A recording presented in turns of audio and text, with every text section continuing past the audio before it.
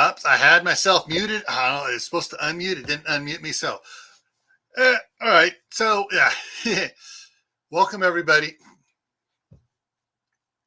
Yeah. So, oh, wow. What a day. What a day. What a day. The wind is still blowing here like you would not believe. It got down to 31 degrees last night. I had a fire in the fireplace, and when I woke up, it was fireplace, wood burning stove. When I woke up, it was 59 degrees in my bedroom. So I'm going to build a bigger fire tonight. Well, before we get going here, I want to jump over here and say hi to everybody. Give me 1 second to get something else here fixed, because I have something here making weird stuff here. What is going on here? Okay. Just YouTube misbehaving, I guess. All right, that's going on. Wow. There. Okay. Hey, Daenerys and Cecilia. My other computer where I make all my comments in was frozen for some reason, and it's way friggin' behind. Bring it up to live chat. There we go. And everything's acting up tonight. All right, let's see who's here. Well, first was Super Scout. He's lurking at work. Don't get in trouble. Walt Rogers. Hey, Sheriff, how you doing? And then we got Joe, Garden State Gardener, my number one member. And then Courtney at White Family Farm, Gear Grinding 19. Chipper 66 is in here. And down here, Raven Cat Homestead. Hey, Cecilia. And I froze. How to Garden. How's it going? Hey, Daenerys. Sweet Pea Sid Inspirations. Hey, Sid. Suburban Hillbilly. How's it going?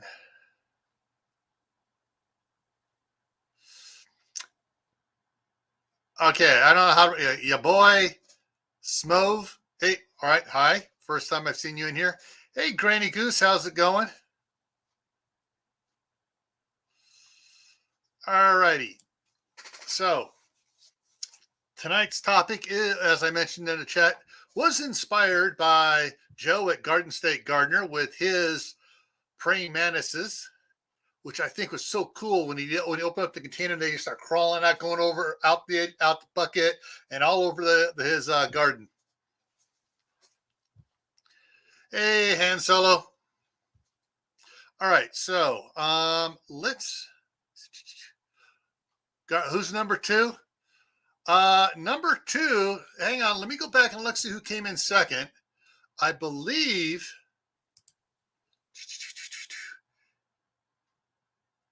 Trying to reach. Hang on, let me bring it the way it.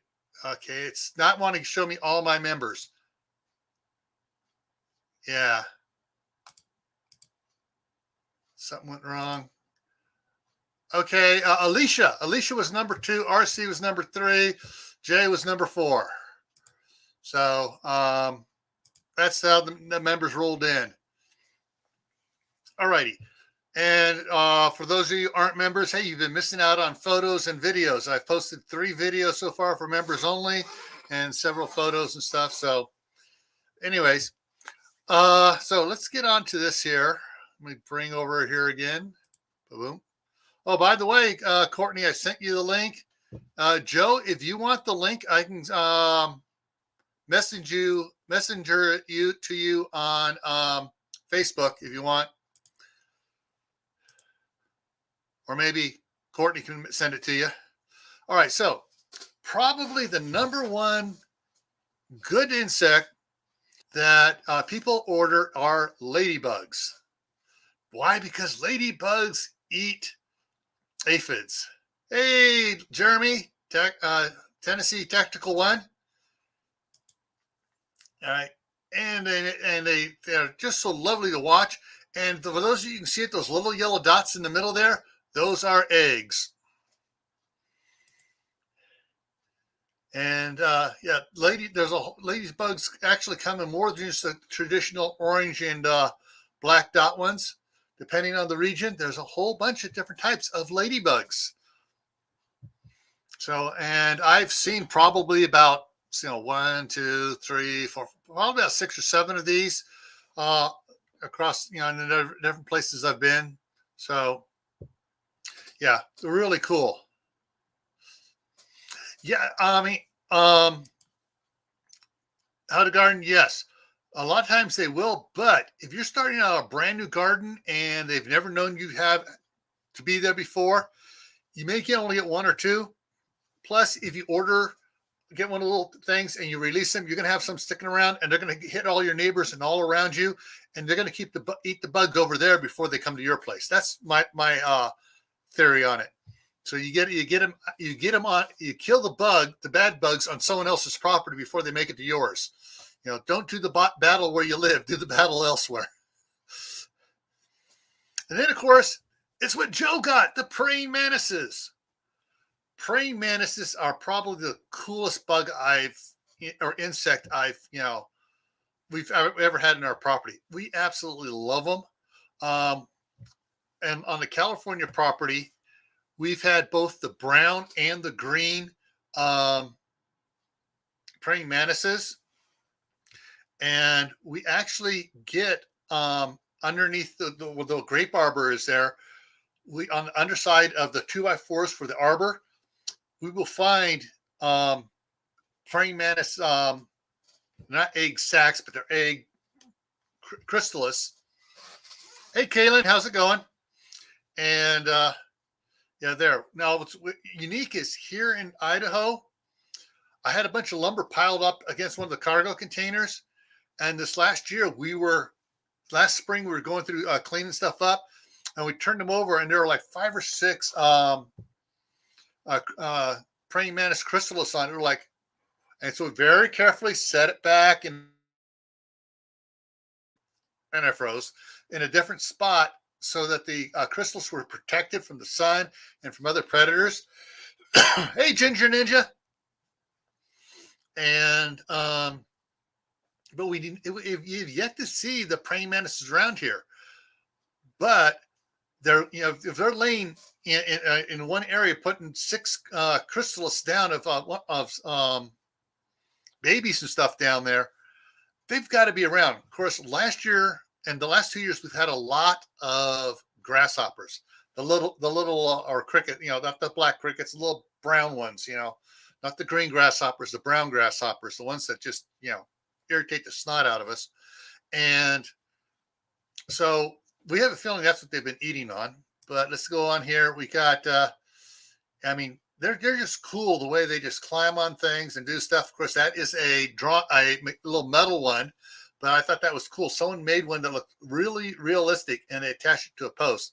But I've actually seen them in California climbing up along the screen door and on different parts of the house like that. And of course, that's what I want to see the praying mantises doing here, wiping out them grasshoppers.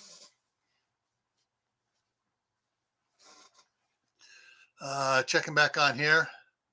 All right, Tennessee says he's seen both varieties.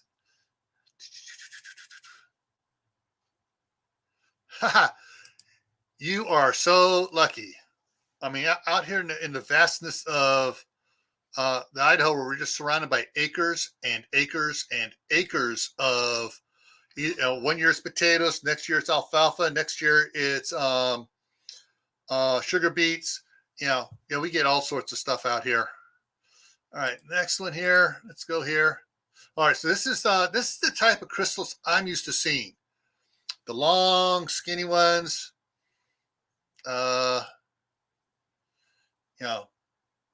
Look rather unique. This is the type that I saw in Joe's video. Look like he had this type. And hey, Jay, how's it going? And yeah, this is just I just love. I would love to see some of these around on some of the trees, and especially around on the apple trees and the apricot tree. And then, of course, there's dragonflies. Cool. I found out you can actually order They call them nematodes. You get, they're expensive though. You get like 10 nematodes for $20 is only some of the prices I've seen. And some of the places, you get more and stuff, prices drop, I guess, whatever. But what's neat about these is, I mean, these are the flying hunters, killers of mosquitoes and gnats, and dragonflies in a day will eat their own weight in insects. So yeah, they're really cool. There's the blue ones, the orange ones. We actually saw some look like neon green ones there in California. Unfortunately, we don't get them up here in Idaho, or at least not. I haven't seen any with all the snow and stuff and how cold it is. And they're more of a warm weather um, insect. And I looked up the nematodes that they lay their eggs. The nematodes hatch, and it takes that usually they're in the nematode state for 2 years before they become a dragonfly.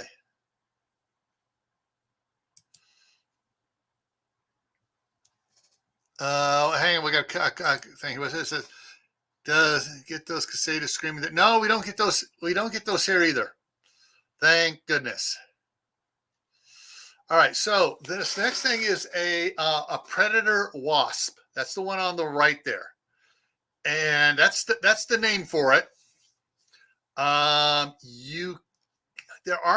only I only found like 2 or 3 places that'll sell them, and they're expensive.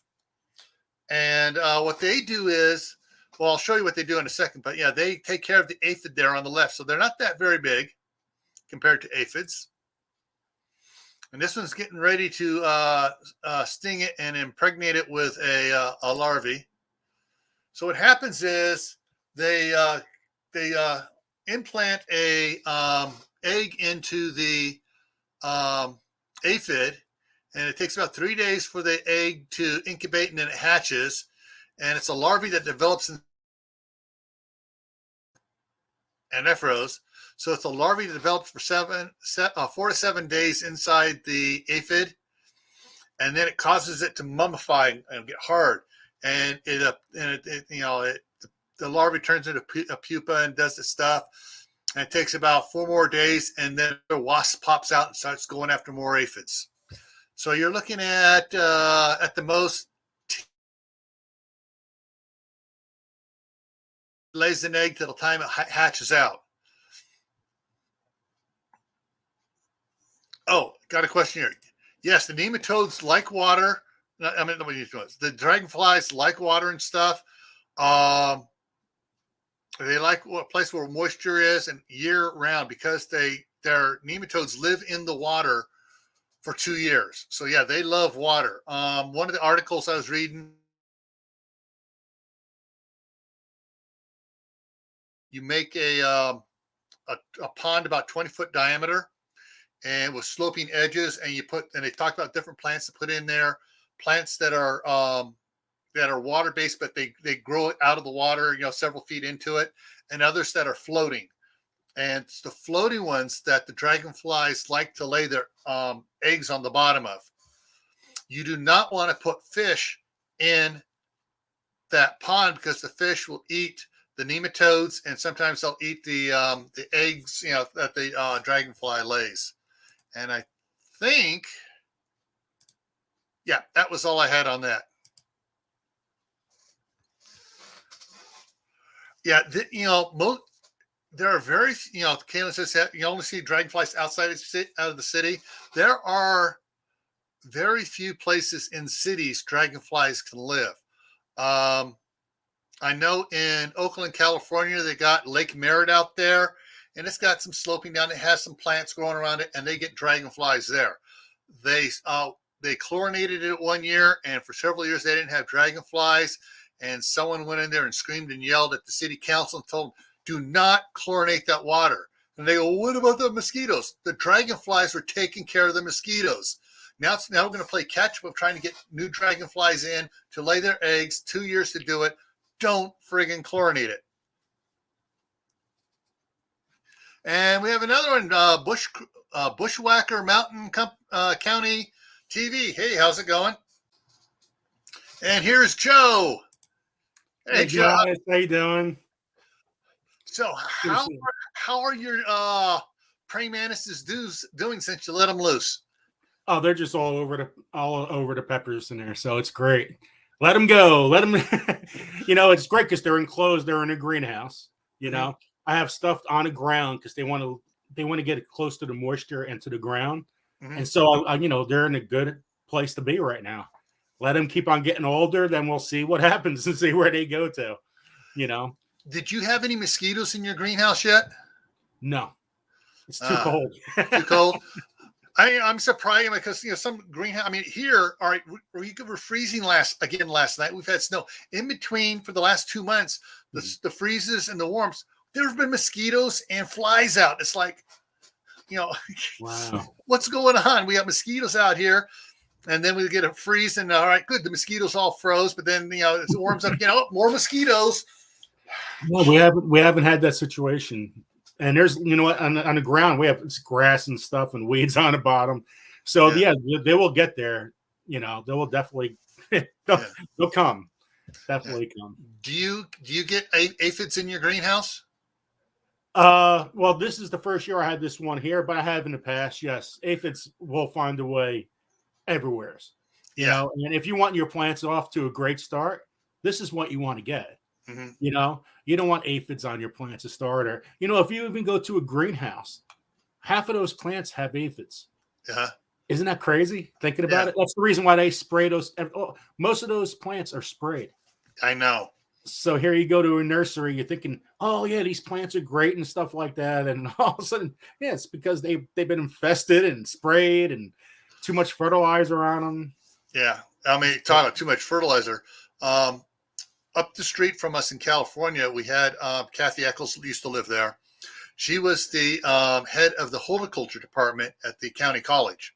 And actually, she was stationed at Death Valley College, but she was in charge of all 3 campuses.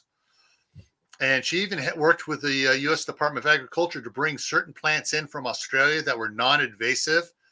And she'd bring them in, and I froze. Bring them in and keep them on her 10-acre place where she had greenhouses for isolating them, and work with the Department of Agriculture to make sure that they're not invasive. And once they were able to prove they're not invasive, then she was able to bring more in and stuff. But her number one pet peeve for any home gardener: Miracle Grow. She hates it. Yep. Totally. There's so much better ways to go around it, but people don't want to, just, hey, it's a miracle. Gross. Look at that. It looks great. Then all of a sudden the plant doesn't give off lots of fruit, it starts off well, then it just bombs out. There's tons of diseases too. So hi everybody in the chat. Heaven's Gate Cherry Farm just came in. Hey, how's it going? Yeah, I mean, that's one of the things is my wife has twice ordered over the last 34 years ordered good insects. Once was some praying mantises, and since she ordered the praying mantises, we've had them around our property constantly since then, because some are going to go away. They'll go over the next neighbor's yard and stuff and do stuff over there, and their descendants will come back to our yard. And so the area around there has gotten a lot more praying mantises, because at one time my wife ordered them, and then she ordered some ladybugs one time. And about half of them, when it came, it was like half of them were dead, but there was still a boatload of ladybugs in there, and most of them left. They went around. We had a couple, and most of them left. And then about a month later, a bunch came back, because as they moved around the neighborhood, feasting off of everybody's roses, the aphids on everybody's roses and stuff and everything. Then they made their way back to ours.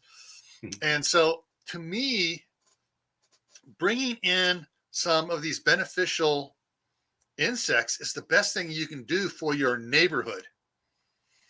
Because they're not just going to stay at your place, and the bigger area footprint that you can make of these plant insects going out there and taking care of stuff, You know, like I say, you're doing battle on the neighbor's yard instead of in your yard. I tell you what, the amount of crickets I get around my property is a lot. And so I noticed last year there was a lot less. I have no more white flies. When I first started doing the property, I had tons of white flies. I didn't see white flies at all last year. I seen plenty of deer, but white flies, no. You know, Yeah. just certain things, and the beneficial insects are so key. And Oh, you yeah. might not even see them right away. You might not see them here and there, but once in a while you're like, oh, there's one right there. And if there's one right there, there's tons around it somewhere, you Yeah. know? So I'm going to do this every single year. You know what? I know I have an invasive praying mantis, Mm-hmm. but I need something to control those crickets and everything like that. Oh, yeah. If they go off, I had 14 acres behind my house, and they are now Ooh. They are starting to build houses now, though. So they took Yeah. down 14 acres. So I have all this wildlife surrounding my property, you know, because there's no woods anymore. It's just basically a little bit behind each other's, house. Yeah. So, What's interesting is I'm going to bring up a picture here for us again. There we go. We've actually seen this on our grapevines.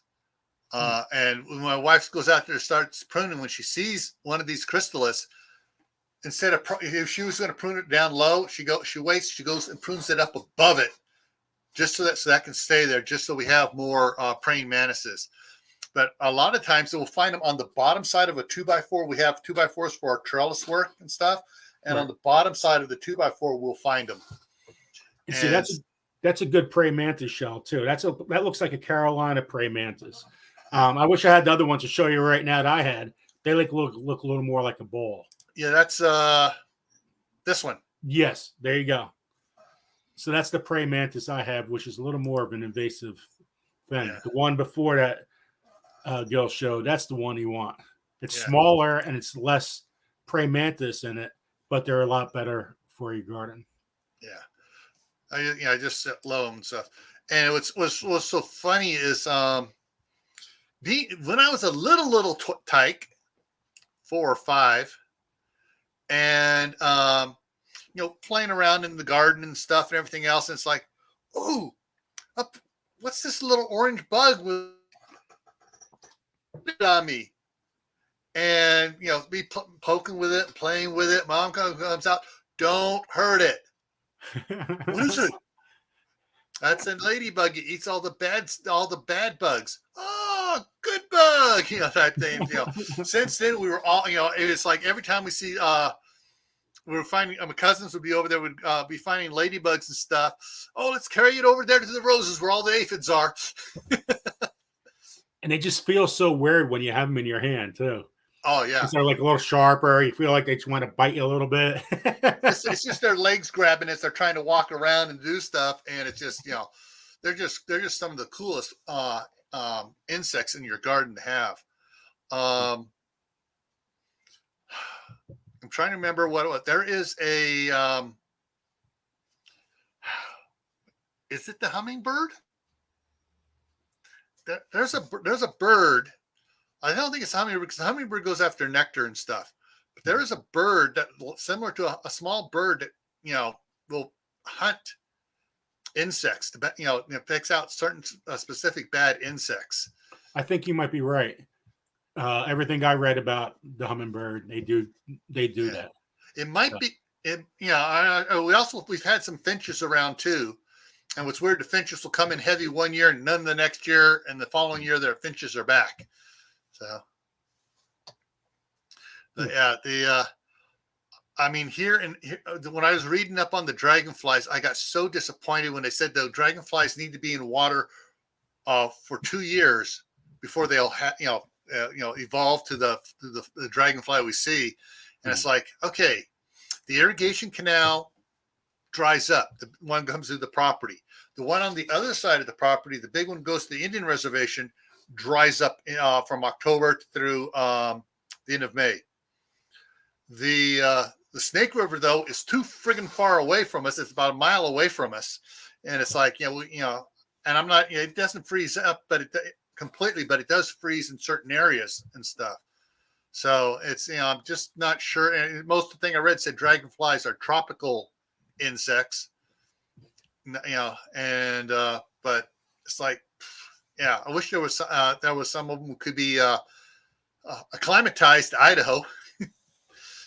We had some dragonflies in our yard, our garden, and it's kind of freaky because you see them, you're like, what the heck is that?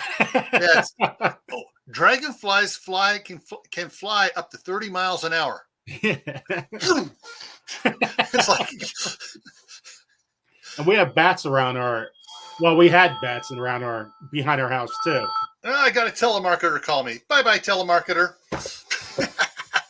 And so it's interesting to see bats too, because bats are good for the garden too. Oh, Actually, I have a bat house I never put up. I have that somewhere. Yeah, I'm not sure where bats are. Every now and then in the summertime, we'll see some bats around here. Mm-hmm. I'm just trying to figure out where they go for the winter.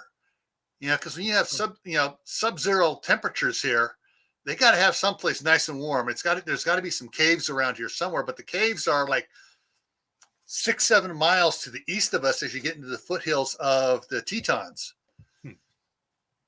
But Kaylin says some hummingbirds do feed bugs to their chicks. Ah, cool. Okay, great. So putting up some stuff for hummingbirds and keeping stuff in your property where they can make nests and stuff is a good thing then. Just besides them just having watching them flit around the hummingbird feeders. Definitely. Okay. All right, cool. Do you get all right where you're at? Do you get much snow up there? I know Michigan has a lot of lakes and stuff. So maybe the lakes are deep enough that they don't freeze solid, and the dragonfly nematodes are able to go down deep enough to survive the winter. Let me check one other thing here real quick here. I'll check one thing out here real quick. Of course, the computer slows down and goes, I'm not going to work for you. Oh, there we go. Let me check one thing here real quick on this.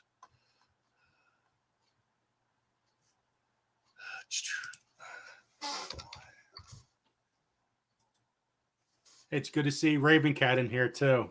Yeah. Raven Cat's a mod to my channel, and she's a tremendous help. She helps out tremendously throughout the whole channel. Yeah. Cecilia's been around. I've been around since when I was over on Just in Time Prepping with Will Russell. Hey, Lewis is in the house. How you doing, Lewis? Yeah, I hope those bats aren't going to China either, or coming from China.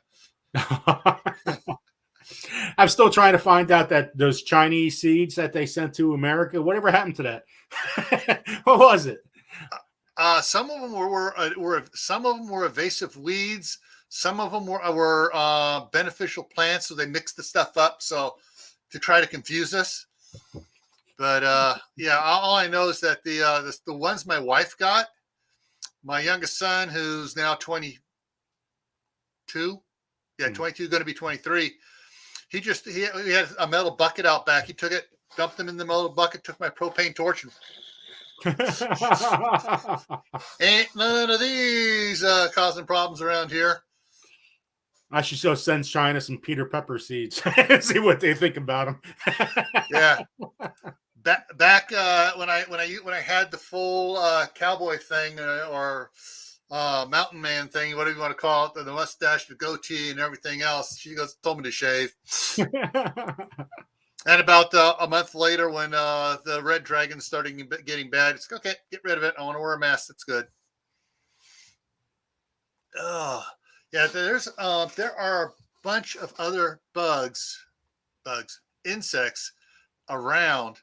There are, unfortunately, us getting some invasive ones, like the Japanese beetle, the Asian ladybug, which eat up the other ladybugs and cause problems. So yeah, so the one slide I had here You can download this. All you need to do is look up types of ladybugs and click on images, and you can find this. Yeah, isn't that awesome?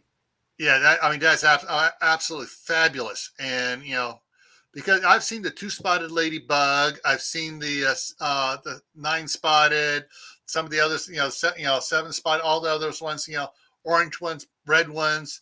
I've even seen one of the those grayish ones and stuff. But it's really cool, the variety of ladybugs that are how I say, non-invasive to the Americas. So some are native and some have come over that are absolutely fabulous for taking care of our gardens. Mm-hmm. But yeah, it just yeah, I mean, I get so irritated with some of the foreign governments that allow crap to come over here, and ours that is not able to catch it because there's so much coming in here when we should be growing it here ourselves. I tell you what, Gil, my hardest thing is when I'm in a garden is what is a good bug? What is a bad bug? And every time you get your camera out, by the time you want to take a picture to say, I know exactly what that is, they're gone. Yeah. So it's like, damn, I just don't have enough time to say what really is that good bug and what is that bad bug. And that's the number one thing I want to work on this year in my garden is researching those kind of things. I picked it on my channel too. Yeah. Hey, what is this? Yeah, I picked something up at off of Amazon. I'm going to start wearing when I'm out working. There you go. Yeah, so it's I can just take it. Several ways I can do it. I can, if I'm working down, I can put on the hat to video what's down here in front of me. I can clip it on my shirt to get what's in front, out there in front of me that way. And it also has sound, so if I'm talking about whatever I'm doing, it's going to pick up as well. But this is fairly inexpensive. I mean, and I've tested a couple times, and it's got good footage, and it's good for close up. Almost too good for close up, but it's good for if I'm working on something, or if you're out in the garden working on a specific plant. It's going to be great for that. I'll never forget. I had a vine borer. This is 7-8 years ago. And so I'm looking at the vine borer and he's looking at me. I'm like, I know who you are. I know what you want to do. And it was like a stare down. I'm trying to gradually get to it. And once I was right about there, gone. I was like, damn. But it was like we had that stare down where we're just staring at each other for like a whole minute, Yeah. The one of the things I've discovered before my indoor garden experiment I'm doing, and I froze.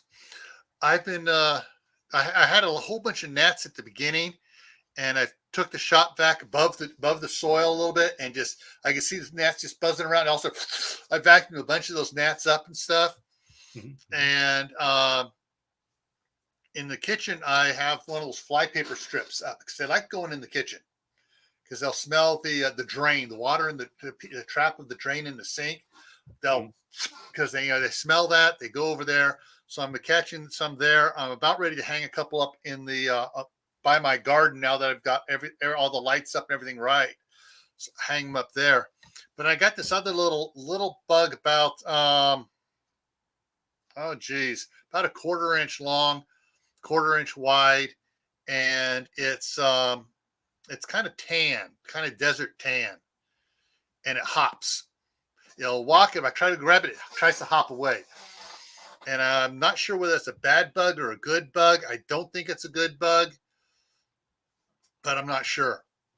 Right. I just got to try to capture one of them so I can get it in a jar or whatever, and I can take a picture of it, and I can go looking on go Googling for it, see if I can find out what it is. But there's not too many of those. But one thing I did know that was interesting is I had some mosquitoes come in the house. And the interesting thing was they weren't coming after me. And they were around my garden there. I think they were going after the gnats. Yeah, definitely. Which is kind of like, wait a minute, mosquitoes good? They're hunting down the gnats? So it's not like, Tor, do I swab or not? And so I didn't go after any of them. I got a fly swatter, and I'll go after the flies and stuff. But if one lands on my hand, I instinctively, okay, that was a mosquito. Too late. I got it. It's dead. Oh, I hate mosquitoes. It's like, I'm afraid. I used to wear shorts all the time, never get affected. Now it's like, oh man, I'm too old for this crap. I'm hitting that sucker. I ain't getting that little. I mean, it's like suckers. I wear long sleeve shirts all the time now. I mean, I've not worn a short sleeve shirt since 3, maybe 4 years after I got married. So that's almost 30 years ago. Yeah, wow. So if I undo this, I can hold it up. I can blind everybody with the white of my underarm. There, it's just so it'll be it burns.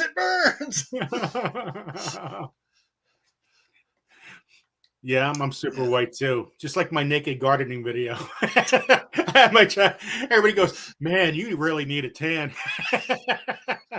I go, "Yeah, yes, I do." All right, so how many pepper plants are you growing this year?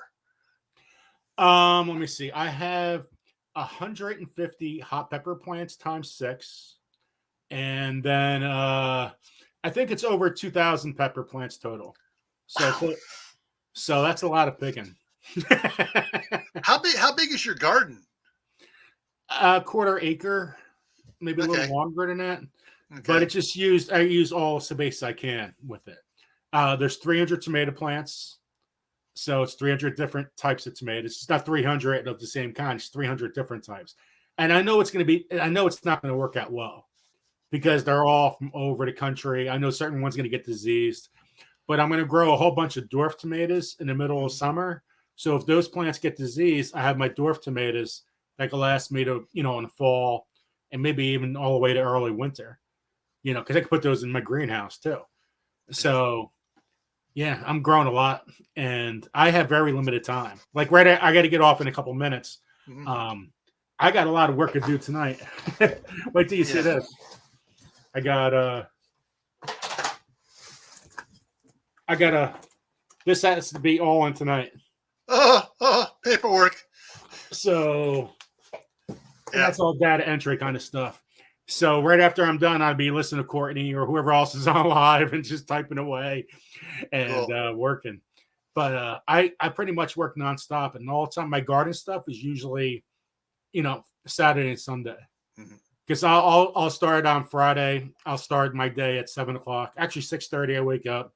7:00 I pretty much get my son ready, and I won't be home to 4:00 in the morning. Wow. So from medical billing to Ubering.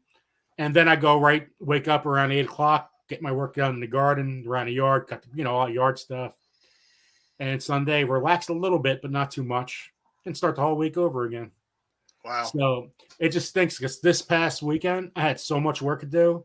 We had 40-mile-an-hour winds and downpour, and it was 41 degrees. Yeah. I wasn't going out there. I needed to. He's like, I need to go out there and get my ride-on mower because I got like 3/4 of an acre lawn here, and get it mowed because it's starting to get too high. And if it gets too high, then I got to set the mower as high as it'll go.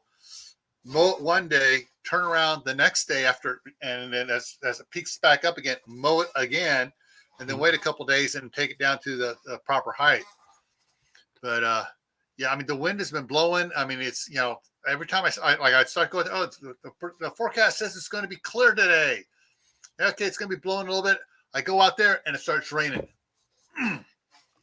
But I'd rather have rain right now in the springtime than not, because it helps the aquifer here for the wells and everything around here, and all the farmers, on getting their fields moist and stuff, because snow really doesn't do it around here.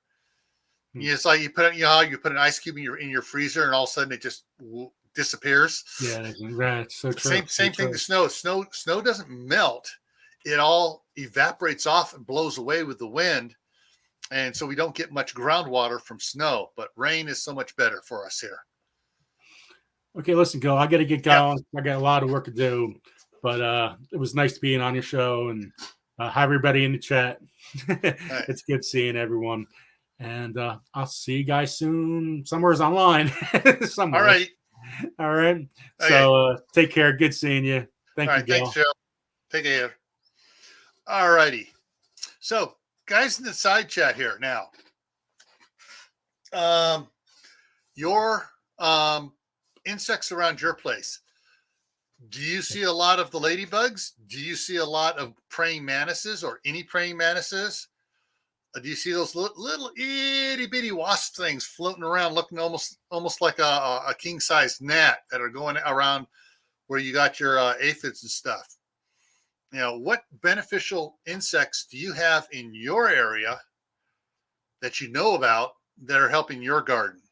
So, if you guys, can fire up some answers on that, so we can talk about this and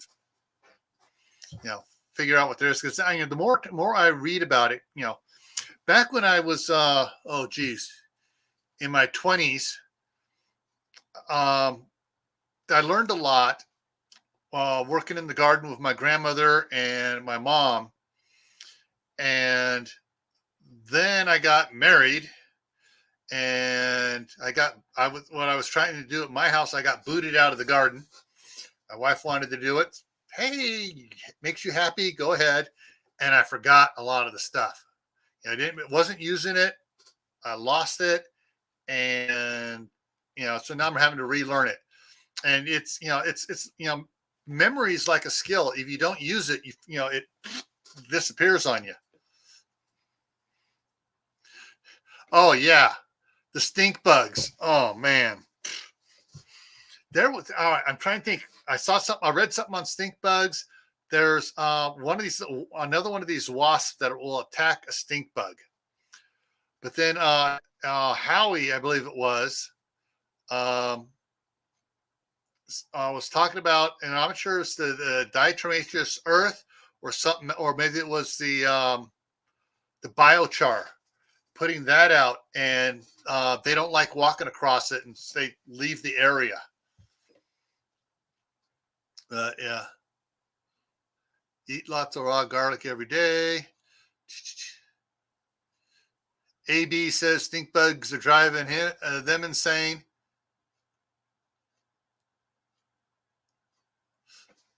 Tim, yeah, marigolds are one of the ones that chase off mosquitoes, and gnats are listed as a repelling them. Hang on a second, I got something over here. The lemon thyme is another one that repels gnats and mosquitoes. And actually, with the lemon thyme, if you pick a sprig and then you put it in your like put it in with your button here in there, and it's on you, it'll help repel them as well. I read the other one here. Was it regular thyme or was it rosemary? Hang on, let me. There's there's two other herbs you can take. Either one, you crush them up a little bit, put it make it a little pouch with foil, roll it up, and put some moisture in there, roll it up, poke some holes in it. If you have a campfire, you toss that onto the edge of the campfire and let it start smoking and smoldering. You keep the moisture in there, it just smolders and just puts off smoke, and that repels the mosquitoes and gnats. And so, oh yeah, those things, those can't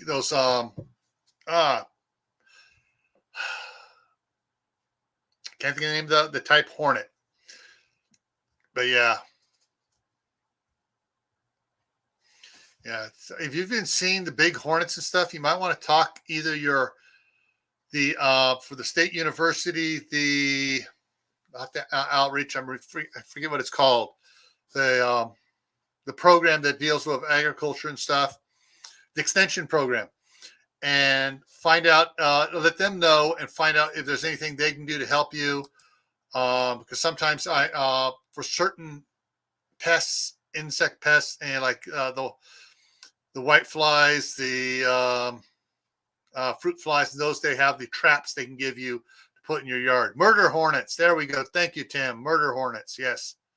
And Kaylin, yeah, extension service.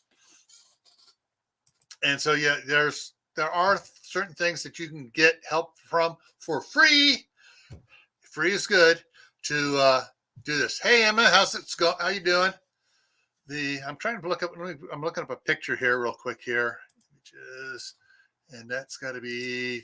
I'm not sure which computer I saved it on, so I'm just checking my folders here real quick. No, not that one. No, it didn't make it into that one. Dang, it must have been on the other computer then. Come on. Okay. And no. Yeah. Anyways, I saved it. I think it was on the other computer because I wanted to put it into the. In a couple of weeks, I'm going to be doing plants to defend your yard on June 6th, and it was talking about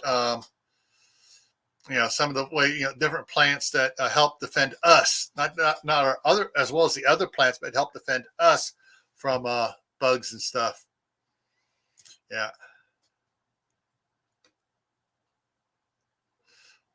Cool.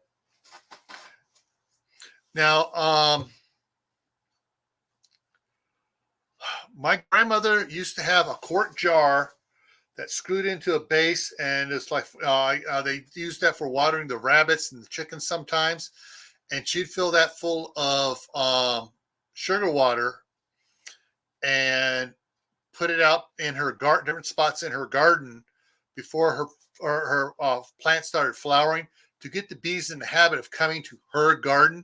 So once her garden started blossoming, you got the squash blossoming, the peas blossoming, and everything else. The bees were already in the habit of coming to her garden, and then they would go move right from the sugar water over to the things. All right, what has Jeremy got here? Jeremy's got peppers, pumpkins, green beans, cucumber sprouting. Cool. Yeah, I was totally surprised with my cucumbers and the cantaloupe on Friday. It was late. It was late in the night Friday when I did the video where I was starting to chit the 8 cucumbers and 8 cantaloupe seeds. All right, so Friday night I started it. Saturday afternoon, I took the lid off just to look at it, and some had already had roots sticking out about that far out of it, about half of them. I was like, oh, okay. Tomorrow morning it'll probably be ready. Well, I didn't get it till Sunday afternoon. So this is not even about 40 hours, maybe 42 hours from when I chitted them. Opened it up, and some of them had froze. Some have had roots on them that long, and not only the long white root, but a whole bunch of little finger roots off of it and everything else. And so I spent Sunday night, last night,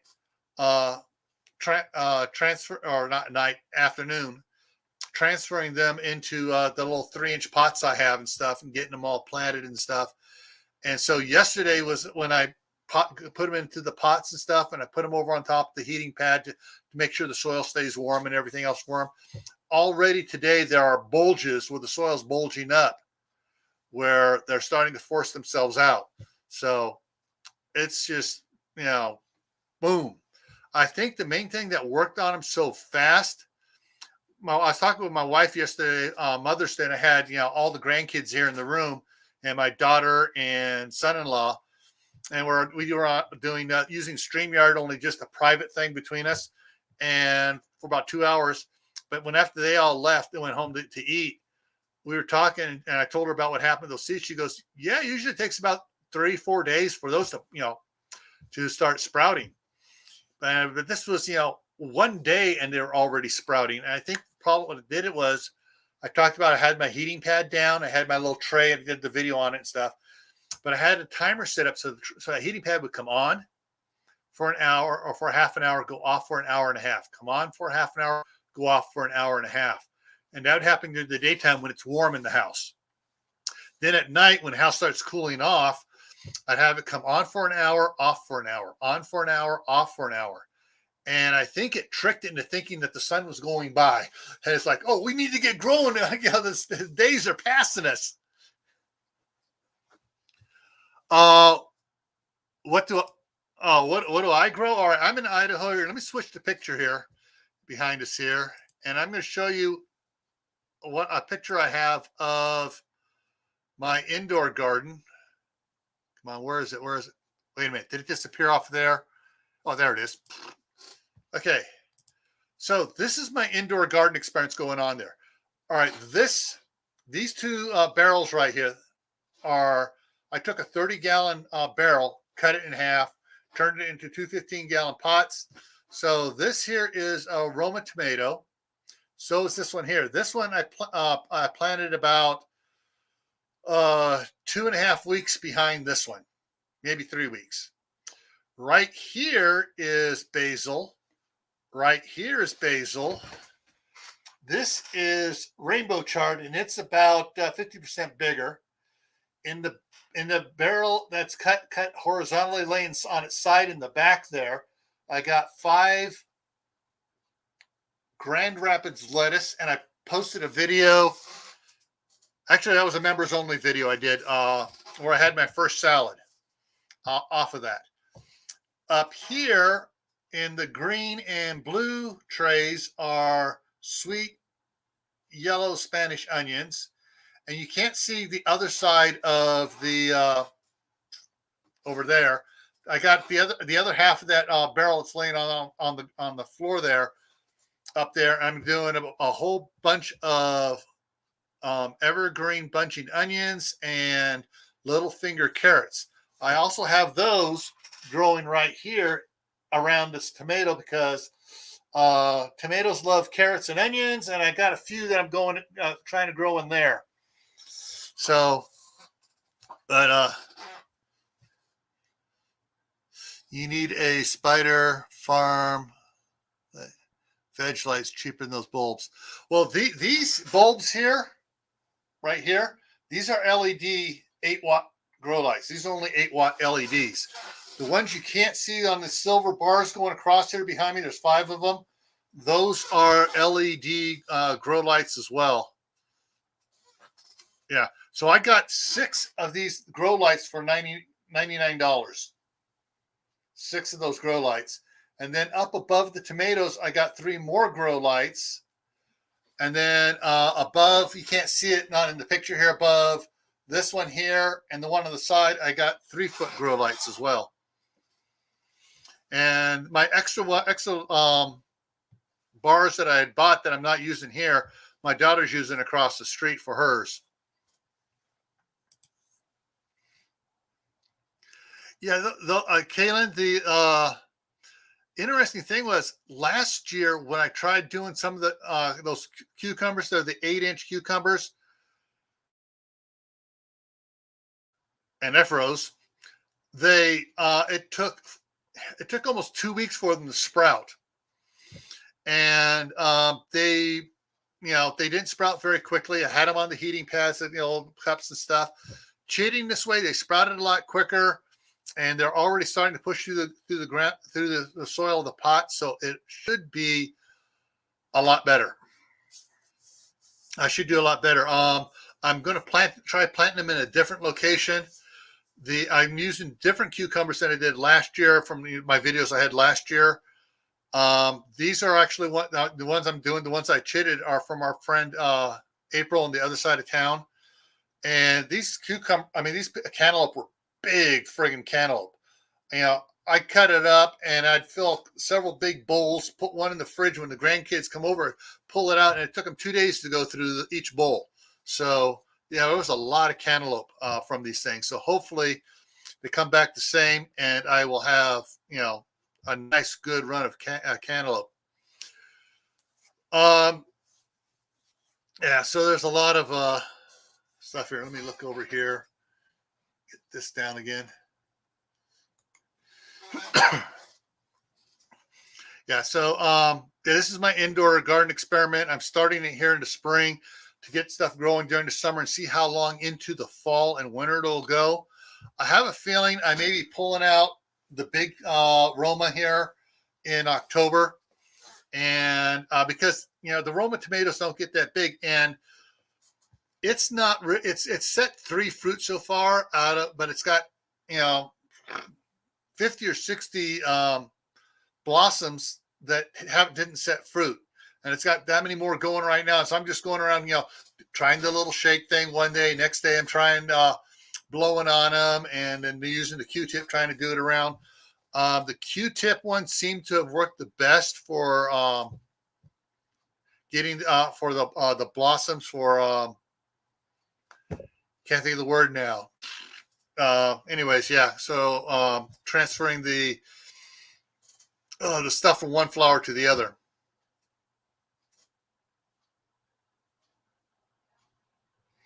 Added molasses to the soil. No, but I did a bunch of other stuff added to it. I had the calcium added to it. I have the I used when they were germinating and small. I used the Epsom salt solution, which helps. Oh, that's the other thing too. I used Epsom salt solution on those cantaloupe and cucumbers. A little solution on that, and that helped. It's supposed to help with germination as well, and the first week or so of growth. And the other things that the gypsum, calcium, manganese, and some other stuff, soil additives for the tomatoes and stuff, and they're doing it. Pollinate. There you go. Thank you, Tim. Having a brain fart here. That's what happens when you hit 65. You just kind of start losing everything. And so, so you add molasses to the soil when fruiting. I will look into that. I'll have to see if there's. We got a whole bunch of stuff from some neighbors of ours. They retired from Northern California, moved to Texas, and they said, "Come over, we're giving all this stuff away." We got 800 pounds of wheat. We got a couple dozen boxes of canning jars, and probably about 100 pounds of sugar from them in small boxes and stuff. And I'm not sure if there's any molasses out there. I'm going to check that first before I go buy some. But I do know that the dark brown sugar, according to Ron Netzel, the Green Wizard, when you put it out there, you sprinkle it lightly across your yard. The molasses and stuff and the sugars help the mitochondria, whatever the white stuff is that grows and get going. I don't have any eggshells here to put in. I have some coffee grounds, but I wasn't sure about putting them on the tomatoes. What things to put them on. So I don't drink coffee. My wife has to bring it. She from her office in California. She doesn't drink coffee either, but they have a coffee maker there, and she's volunteered to clean the coffee maker and all the coffee grounds. She takes them home for her garden. She brings some up here to me.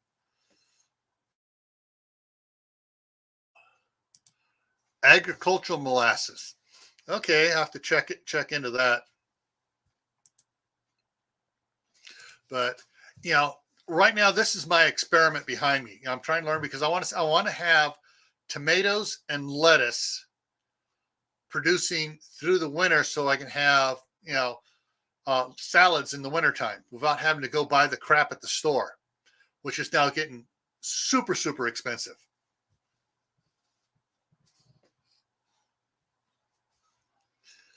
All right, Kaylin mixes her coffee grounds into her compost.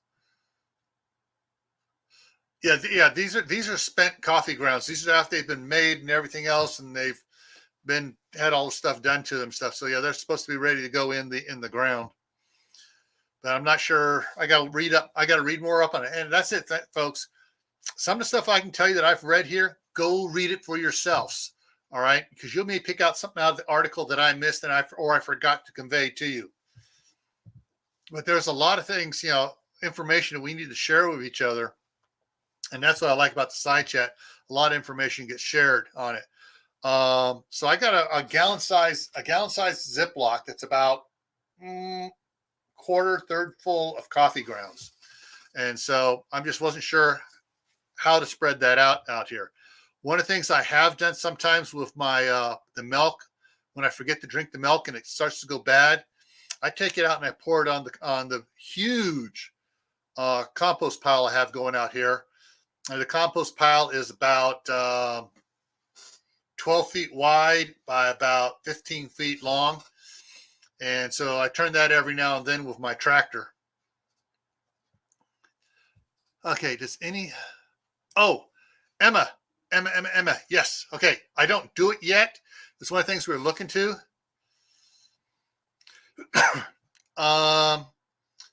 Old fashioned on purpose. She's changed her channel name to that.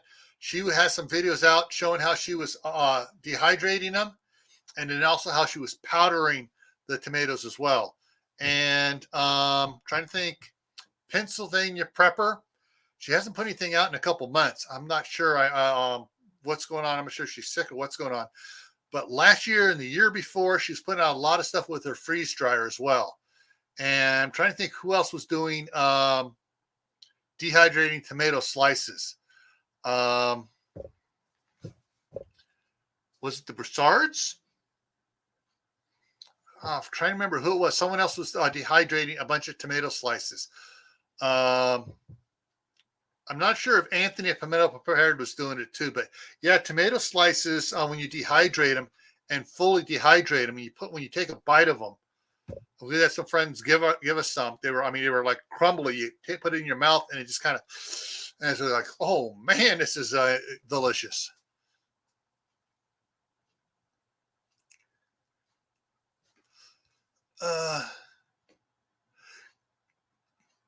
Could have been Emma. Could have been her. But there is. Let me drop this down here. Let me think here. Really quick here. Get this over here. I know she just put it out here. YouTube. She just put out a video. And I just watched it today. So it may show up here fairly quick on the top of my list here. Sometimes my list on the side there, the newest ones that put out videos show up or put out a lot more videos show at the top.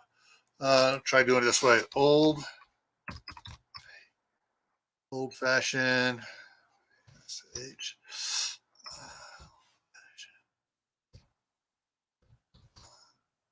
old fashioned on purpose. Jill Winger. Yes. Here we go. Let me go share this here.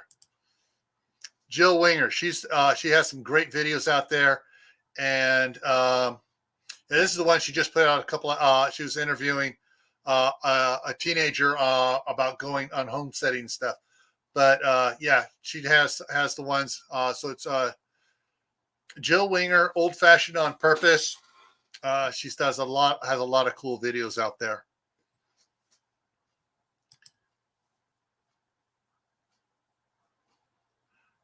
Okay, what did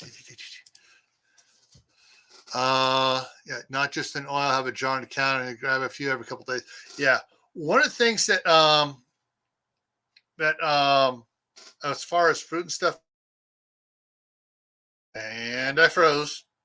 One of the things about fruit that one of the reasons I want to get freeze dryer for, because we've gotten some freeze dried stuff, the apricots, the apple slices, tomatoes, and pineapple chunks, freeze-dried pineapple chunks. You want to talk about candy. Oh, man. But yeah, so those are the type of things that we want to dehydrate. And, and when we when my wife gets up here from California in another 2 years now, I think it's going to be when she retires. And then we can start gardening full-time and canning full-time. Those are some of the things we want to do.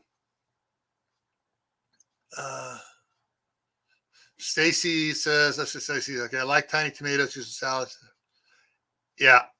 One of the things that my wife does with the tomatoes right now, and she likes using the Romas over the beefsteak for.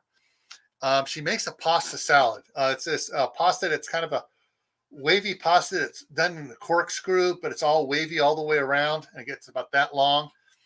She'll cook up a bunch of those. She'll make a pesto sauce, and then she'll dice up a bunch of the Roma tomatoes, small pieces, and mix it all together. And she'll do a big, big bowl of it, and several pounds of the pasta in there and stuff. And by the time the four of us, and by the time dinner's over, she has less than half of it left. And each time I'm gonna have to do more next time, because she puts it up in small containers and puts it in the fridge for lunches.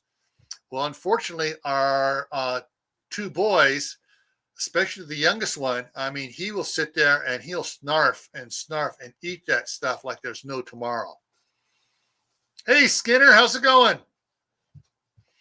So yeah, tomatoes are one of I think of one of the most versatile fruit, mass producing fruit for a garden. Other than going with zucchini and squash, which I'm not a fan of, but I love tomatoes, and for me, tomatoes outrank them. But oh.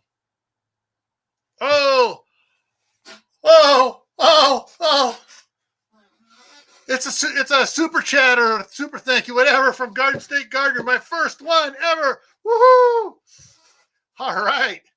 Thank you, Joe. Oh man, that's fabulous. Joe's my first member of my channel. I just started doing the channel membership. Started at the end of the last week and stuff. Just people have been bugging me for about a year to do it, and boom, now I also got my first super chat there. So let me check one thing over here on the side over here. So there it is. Boom. Garden State Gardener. Woohoo! All right, let me check my other thing here right here. Where was it? Oh, so it's in 2 weeks. All right, so in next week on Monday night here, we're going to be doing Are You Ready for Bees? I'm trying to get one or two channels that raise bees to come in here so they can tell us some of their good, bad, and ugly about raising bees. In 2 weeks, the topic is going to be what one item, if you could only grow one item, what one item would you grow in your garden? And so that's going to be in 2 weeks, and that's going to be a lot of side chat input on that one. Tomorrow night on Gray Man Prepping with an A, the American way of spelling it. I'm picking up from what I've been doing with the Your Prep for Today's over there. Had a lot of questions on the home security stuff about windows and plants and stuff. So that's what we're gonna be talking on. We're gonna expand my little 2-minute segment in the mornings for Your Prep for Today. We're actually going to delve into it a little bit deeper and talk about it a little bit better. Ginger Ninja, woohoo! Yay! All right, Ginger Ninja, woohoo! All righty. Wow. The emotions I'm feeling are really weird here right now, folks. Okay, I'm excited, I'm humbled, and I'm embarrassed, but I'm excited at the same time. Okay. Wow. You're going to be crying here in a minute. And I froze. So tomorrow night, we're going to be on Gray Man Prepping. Starts at 10 o'clock Eastern Time. We're going to be talking about ways to secure your home. And I'm going to delve a little bit more besides the windows and plants and stuff, talk a little bit more about your property, go a little bit into some of the security cameras out there and stuff, and other things, cool things you can do to protect your property and your food supply. All right, I'm getting ready to sneeze here, folks. I'm just trying not to sneeze, blow your. Couldn't hold it in.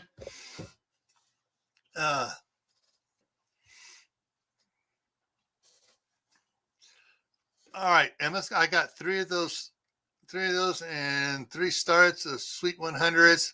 Only been planning for 2 of each. Cool. All right. So tomorrow's going to be the home security.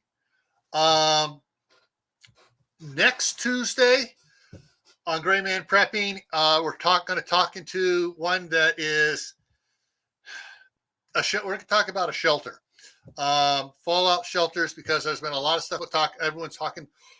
Oh, the big thing over there between the big bear and the blue and yellow flag is going to evolve into.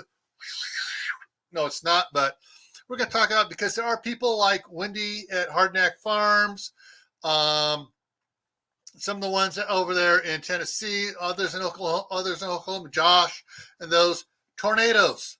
So, well, a fallout shelter is good. All right, we got another one here. Woohoo! All right, thank you, AB. And yeah, it's wow. You guys are making me speechless here with these pop-ups here. The a quote fallout shelter is actually a great tornado shelter, and can really help you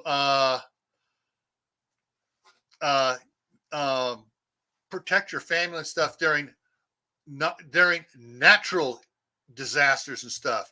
And it doesn't have to be a tornado, for to something you may want to take shelter on. Trying to remember who it was just talking about. California. I just got an email from Martinez Patch, the news service, talking about the San Francisco Bay Area is expecting hail tonight. So, and some of the people that were getting hail, I've seen some of the hailstorms going on through Tornado Alley. Some of the, the hail balls coming down, golf balls, tennis balls coming down. It can destroy your house. I forget who it was. It may have been Wendy was talking about. They had small hail, but the wind was blowing it almost horizontally, and it was coming under the covering from their that they have over the windows and stuff, was covering out and was breaking windows and stuff. So yeah. So anyway, so that's what we talk about with fallout shelters in 2 weeks. So as always, I have a list I'm going out. I got for Monday and Tuesday nights. I have topics scheduled out through July 11th.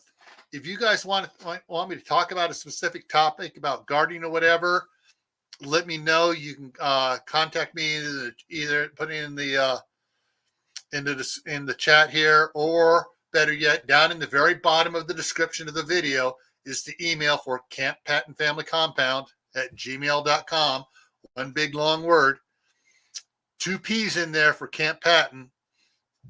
And give me some ideas and stuff. I've added several ideas people have sent me to the list here. We're going to cover things. Hey, Aid, how's it going? Hey, Anonymous. I missed Anonymous American. Hey, Anonymous. Oh, there he is. Oh, yeah. Okay. Dehydrating or any heat can break down certain vitamin C, so fresh and dry are both good to have. Yeah. That's why I'm doing this, so I have fresh vegetables during the winter. I want to try to have stuff going during the winter here. Great, 1107. Didn't see you slide in there. Hey, how you doing? And so I've been actually picking up from my your prep for today's a little 8 minute video I put out in the morning, depending on how much I talk about the topic. I've been getting a lot of input back, especially from Uncle Al and a couple others. And I've added probably 30 topics from people that fed back about items to talk about on the Your Prep for today. And so when it comes to these nighttime ones, let me know about those as well, what you think about things we should be talking about here on the, quote, Homestead Gardening channel, or on Tuesday night on the Prepping channel. Also, to let people know is I've started up at 10 at midnight on Thursday nights. So 10 o'clock Mountain Time, 9 California time, 11 Central.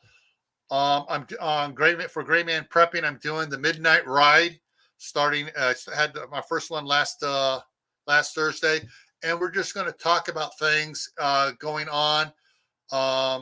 Just general. It's going to be open chat, talking about things. I may start it off with a couple of things that are floating around on my mind, and so you guys want to vent a little bit, we can vent. I'm gonna be trying to get a panel going, people coming up and we're to just talk about things and scenarios and ways that we can help each other as preppers and doing it along there. So I enjoyed all you guys coming here. I was glad that Joe came up here from Garden State Gardener. He was up here at the beginning. Oh, not beginning, a little bit into halfway into a quarter way into it, he came up, and we talked about the ladybugs. Oh, let me throw this up here real quick, just for those that came in late, so you can see it. We talked about all the different types of ladybugs and stuff. We talked about the praying mantises and what their egg Sisyphus, whatever you pronounce it there. There's this is the Carolina type, and this is another type that Joe Gardner got it. Then we talked about the dragonflies, the 30-mile-an-hour dive bombers that eat more mosquitoes than bats do. And we talked about the little wasps predator wasps that go after aphids and small beetles and stuff. So, all right, guys. Yeah, it's early yet. For me, all right, I've been up here for an hour and 15. Right now, I'm already into Two Family Homesteads live stream. Hey, Alicia.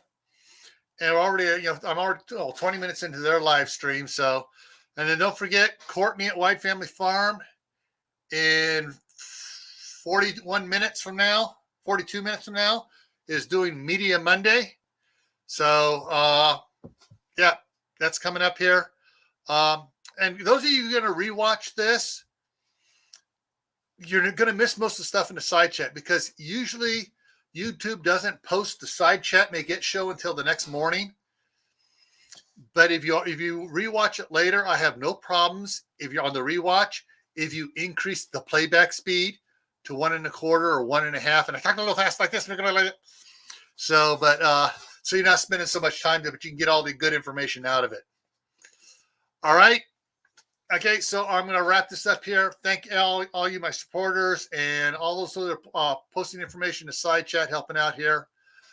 Remember, everyone, stay happy no matter what life throws at you. It could be a whole lot worse. Keep yourself safe. Don't go out and do anything foolish. Keep adding to your preps. Water. Most important prep is water. Food, medicines, other stuff. And, of course, plant something to eat.